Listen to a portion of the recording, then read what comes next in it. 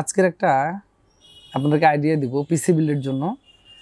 এটা কাদের জন্য? যারা প্রফেশনাল ভিডিও এডিট করবেন, যারা প্রফেশনালি গেম খেলবেন, অর্থাৎ সব কাজ প্রফেশনাল করার জন্য।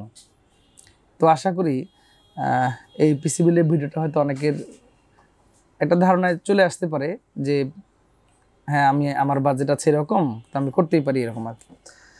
তো যাই হোক, আজকের এই পিসি বিল্ডটাতে আমরা মোটামুটি বাজেট 1 লাখ টাকার কাছাকাছি ধরেছি। 1 লাখ টাকার কাছাকাছিতে আপনি কি একটা চমৎকার পিসি পেতে পারেন, এটা নিয়ে আজকে আপনাদেরকে ধারণা দেওয়ার চেষ্টা করবো ইনশাল্লাহ। তো আশা করি বন্ধুরা ভালো লাগবে। যদি ভিডিওটা ভালো লাগে একটা শেয়ার করে দিবেন, অবশ্যই একটা লাইক করতে কার্পণ্য করবেন না, সাবস্ক্রাইব করে আমাদের চ্যানেলের সাথেই থাকবেন। সেই সাথে ভিডিওটাতে যদি কোনো ভুল বলে থাকে অবশ্যই ক্ষমা সুন্দর দৃষ্টিতে দেখবেন, আর অবশ্যই কমেন্ট করে জানাবেন কেমন লেগেছে। তো আজকে আমি শুরুতেই বলেছি যে এই পিসি বিলটা মোটামুটি 1 লাখ টাকার কাছাকাছি, ধর 99,000 থেকে 1 লাখ টাকার মধ্যেই আজকের এই পিসি বিলটা। এবং এটা শুধুই একটা পিসি হবে এবং এটা একদম যথেষ্ট আপডেট, সব কাজ করার মতো একটা ডেস্কটপ পিসি। তো প্রথমত আমি একটু কেসিং দিয়ে শুরু করে দিই। কেসিংটা আসলে আমি মিডিয়াম একটা বাজেটের কেসিং রেখেছি, অ্যাপটেক ব্র্যান্ডের। সামনে 3টি ফ্যান আছে, টপে 2টি আছে, পিছনে 1টি আছে। টেম্পার্ড গ্লাস আছে, সামনে যে ফিল্টারটা আছে এটা কুলিংটা যথেষ্ট ভালো এবং বেশ ঠান্ডা লাগছে আমার হাতে। আর টপে তো ডাস্ট ফিল্টার আছেই। তো এই কেসিংটা আমি রেখেছি অ্যাপটেক ব্র্যান্ডের। তো এটা দিয়ে আজকের মোটামুটি ভিডিওটা হয়ে যাবে ইনশাল্লাহ। আপনি চাইলে হয়তো আরও একটু চেঞ্জ করে নিতে পারেন, একটু দাম বাড়িয়েও নিতে পারেন। তো আমার মনে হয় যে মোটামুটি বাজেটের মধ্যে এই কেসিংটা ঠিক আছে। এটা নিলে মোটামুটি দেখা যাবে যে আপনার পিসিটা চমৎকার হবে। তো বন্ধুরা, এরপর চলে আসি আজকের আদার্স কী কম্পোনেন্ট আছে 99,000 টাকার পিসিতে। কারণ হলো যে বাজেটটা তো কম না, অনেক বাজেট, প্রায় 1 লক্ষ টাকা। তো 1 লক্ষ টাকার বাজেটের পিসিতে আমি কি প্রসেসর দিয়েছি? আমি প্রসেসর দিয়েছি Ryzen 7। Ryzen 7-এর কি প্রসেসর দিয়েছি? 5800X। তো আসলে 5800X এই প্রসেসরটাকে আমি কেন চয়েস করলাম? যারা খুবই প্রফেশনাল কাজ করবেন, গ্রাফিক্স রিলেটেড, তাদের জন্য আসলে গ্রাফিক্স কার্ডটা কিন্তু সবসময় ম্যান্ডেটরি একটা ব্যাপার থাকে। তো যে কারণে আমার মনে হলো যে যেহেতু এই প্রসেসরটার ক্যাশ মেমোরি অনেক বেশি আছে, ক্লক স্পিড বেশি এবং এটাতে ইনবিল্ট গ্রাফিক্স কার্ড নেই, সো এইটা যদি দিয়ে দেওয়া যায় তাহলে অবশ্যই আপনার পারফরমেন্সটা অনেক ভালো হতে পারে। তো এই কারণেই দিয়েছি এই প্রসেসরটি।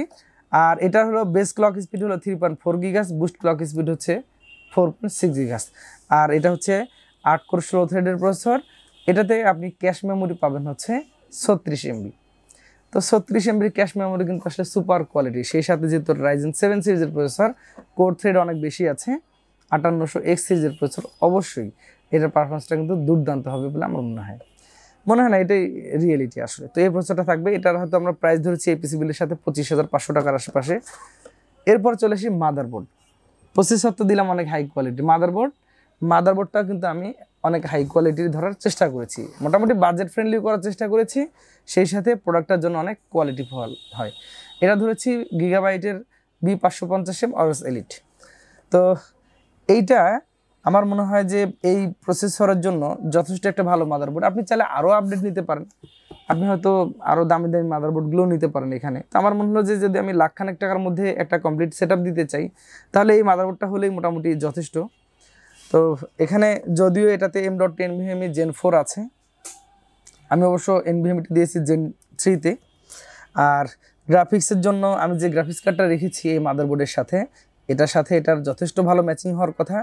আদার্স যে ফিচার্সগুলো সব গেমিং সেগমেন্টে সব কিছু চমৎকার আছে, তো এটা আমরা রেখেছি। এই মাদারবোর্ডটা আমরা আর একটা কথা বলিনি, এটা কিন্তু একটা অফিসিয়াল মাদারবোর্ড। নর্মালি সবাই দেখা যায় যে পিসি বিল্ডের সাথে যে মাদারবোর্ডটা একটু হিডেন করে ফেলে, একটা আনঅফিসিয়াল মাদারবোর্ড দিয়ে দেয়। আনঅফিসিয়াল মাদারবোর্ডগুলো কিন্তু অনেক সময় ইউজ হতেও পারে, হবে তা না হতেও পারে। ইভেন আপনি ওয়ারেন্টি নিয়ে অবশ্যই একটু দুশ্চিন্তা থাকতেই হবে আপনাকে। আর অফিসিয়াল মাদারবোর্ড কিনলে অবশ্যই আপনি কোনো ওয়ারেন্টি নিয়ে দুশ্চিন্তা থাকবেন না, আপনি নিশ্চিন্তে ভালো সার্ভিস পাবেন ইনশাল্লাহ। এরপরে চলে আসি প্রসেসর, সরি এটা দিচ্ছি আমি গ্রাফিক্স কার্ড। তো গ্রাফিক্স কার্ডটা কিন্তু আমি একদম নর্মাল ধরিনি। তো গ্রাফিক্স কার্ডটা দিয়েছি, এটা হচ্ছে GeForce RTX 3050 gaming eagle OC সিরিজের একটি গ্রাফিক্স কার্ড। অর্থাৎ যেহেতু এই প্রসেসরটা অনেক পারফরমেন্স করার মতো ওভারক্লকিং যেটাই বলি, তো আসলে এই জন্য আমি ওভারক্লকিং সাপোর্টের একটা গ্রাফিক্স কার্ড দেওয়ার চেষ্টা করেছি। তো এই গ্রাফিক্স কার্ডটা থাকবে এই পিসি বিল্ডের সাথে 8GB DDR6 ইগল OC। তো এটার আমরা এই পিসি বিল্ডের সাথে দাম ধরেছি প্রায় 34,000 টাকার কাছাকাছি। অফিসিয়াল প্রোডাক্ট ওয়ারেন্টি নিয়ে তো কোনো মানে টেনশন থাকবে না ইনশাল্লাহ।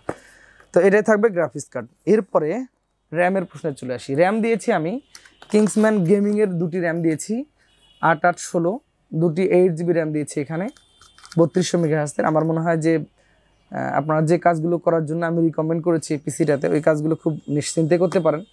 তো এবং এটা খুব ভালোভাবেই হয়ে যাবে ইনশাল্লাহ। এরপরে আমি একটা কুলিং ফ্যান দিয়েছি এখানে। আপনারা জানেন যে আসলে 5800X একটু আনঅফিসিয়াল প্রসেসর বেশি হয়, ইভেন এটার সাথে কুলিং ফ্যান নেই। তো এই কারণে আমরা একটা এখানে কুলিং ফ্যান দিয়েছি। এটা হচ্ছে আপনার কোল্ড স্পট সিরিজের লিকুইড কুলার। এটার আমরা দাম ধরেছি এই পিসিবিলের সাথে 3600 টাকা, 1 বছর ওয়ারেন্টি আছে এবং বাজেটের মধ্যে যথেষ্ট ভালো। আর আপনি এই পিসির আশা করি বেশ একটা ভালো একটা ফিল পাবেন এবং আপনার আউটলুকটাও চমৎকার হবে, সেই সাথে কোয়ালিটিতেও এটা ভালো সাপোর্ট দেবে ইনশাল্লাহ। যেহেতু প্রসেসরটা হাই কোয়ালিটির গ্রাফিক্স কার্ড থাকছে, আমাদের আলটিমেটলি প্রসেসরটার কুলিং সিস্টেমের জন্য মিনিমাম এরকম ফ্যান দেওয়া উচিত। এরপরে একটা পাওয়ার সাপ্লাই নিয়ে একটু কথা বলতে চাই। পাওয়ার সাপ্লাইটা কিন্তু আমি দিয়েছি গিগাবাইট ব্র্যান্ডের। তো গিগাবাইটের P650B সিরিজের একটা বোন সার্টিফাইড পাওয়ার সাপ্লাই দিয়েছি। আপনি চাইলে আরও ভালো নিতে পারেন। আর আমার মনে হয় যে এই গ্রাফিক্স কার্ডের সাথে মিনিমাম এই পাওয়ার সাপ্লাইটা দেওয়াই উচিত। তো যে কারণে 650 ওয়াটের জেনুইন ব্রোঞ্জ সার্টিফাইড এই পাওয়ার সাপ্লাই দিয়েছি, 3 ইয়ার্স ওয়ারেন্টি আছে। এটার প্রাইস ধরেছি আজকের এই পিসি বিলের সাথে 5700 টাকা বা এর আশেপাশে। তো এরপরে একটা এসএসডি দিয়েছি আমি। এসএসডি দিয়েছি হলো HP ব্র্যান্ডের M.2 NVMe EX900 500GB SSD দিয়েছি। যেহেতু পিসি কনফিগারেশনটা হাই, সো আমি এসএসডিটা হয়তো অল্প দিলে আর খরচটা কমে আসতো। তো আমি এখানে 500GB একটা এসএসডি দেওয়ার চেষ্টা করেছি, যাতে হয়তো আপনার মিনিমাম একটা স্টোরেজ আপনি ভালো সাইজের পান। তবে হ্যাঁ, হয়তো যারা ভিডিও রিলেটেড কাজ করেন তারা হয়তো আরও বড় বড় এসএসডি লাগাতে পারেন, অথবা এখানে হার্ড ডিস্ক লাগিয়ে স্টোরেজটা আপনি বাড়িয়ে নিতে পারেন। তো মোটামুটি এটা সম্ভব। এরপরে আমি একটা কিবোর্ড দিয়েছি একটু মেকানিক্যাল টাইপের। তো মেকানিক্যালি কিবোর্ডটা দিয়েছি আমি স্ট্রাম ব্র্যান্ডের। এটা অ্যাকচুয়ালি মেকানিক্যাল বললে ভুল হবে, সেমি মেকানিক্যাল, যদিও ওখানে লেখা আছে মেকানিক্যাল। তবে আমি এটা ইউজ করে দেখেছি, এটা আমার কাছে মনে হয়েছে এটা সেমি মেকানিক্যাল একটা কিবোর্ড। আপনি সবগুলো কি খুলতে পারেন, লাইটিংগুলো চমৎকার আছে, বাজেটের মধ্যে অনেক ভালো। এটা হয়তো আপনি 1300-1400 টাকার আশেপাশে আমরা এই কিবোর্ডটা ধরেছি। আর একটা মাউস দিয়েছি, এটা হচ্ছে আইমাইসের A7 একটা গেমিং সেগমেন্টের মাউস দিয়েছি। এটা হয়তো 600 বা এর আশেপাশেই হয়তো হয়ে যাবে। তো বন্ধুরা, কমপ্লিটলি এই কম্পোনেন্টগুলো দিয়েই আমি পিসিটি একটু প্ল্যানিং করার চেষ্টা করেছি। জানি না কেমন হয়েছে, আপনারা অবশ্যই কমেন্ট করে জানাবেন যে প্ল্যানিংটাতে কোথায় কোথায় ভুল ছিল বা কোথায় কোথায় ঠিক ছিল। আর হলো যে এই পিসিটাতে আপনি অনেক খরচ কমে করতে পারেন। আমি আসলে একটু এখানে বাজেটের মধ্যে 1 লাখ টাকার মধ্যে যাতে সব কম্পোনেন্টগুলো একটু ভালো হয় সেটা করার চেষ্টা করেছি। আপনি হয়তো এখানে গ্রাফিক্স কার্ডটা যদি একটু স্যাক্রিফাইস করতে চান, 1650 নিতে চান, ওখানে আপনি 15,000 টাকার মতো কমাতে পারেন বা 17,000 টাকা কমাতে পারেন। তাতে করে হয়ে যাবে, এটা হচ্ছে আপনার হয়তো 1 লাখ থেকে যদি 15,000 কমাই দেন 85,000 বা এর নিচে চলে আসবে। আপনি যদি এখানে মাদারবোর্ডটা আরেকটু কম দামে নিলেও হয়তো হয়ে যায়। তবে মনে করবো যে আসলে এই টাইপের 550 সিরিজের মিনিমাম মাদারবোর্ডগুলো আপনারা নেওয়ার চেষ্টা করবেন। লিকুইড কুলার আমি দিয়েছি, এটার সাথে নেওয়া উচিত। আপনি হয়তো আরও একটু কমও নিতে পারেন, 1200-1500 টাকার একটু কুলিংগুলো নিলে আপনি চলে যাবে। তো হয়তো আর এইভাবে আর কিছু কমানো সম্ভব।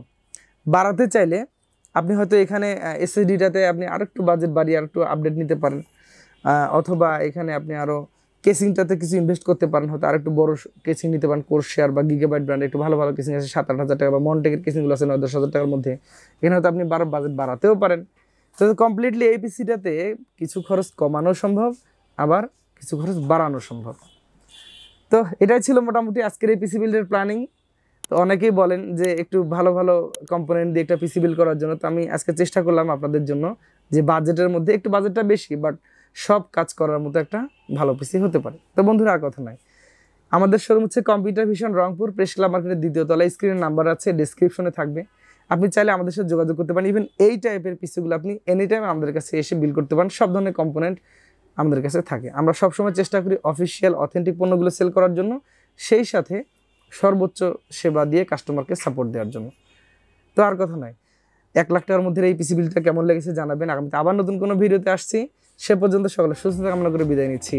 আল্লাহ হাফিজ।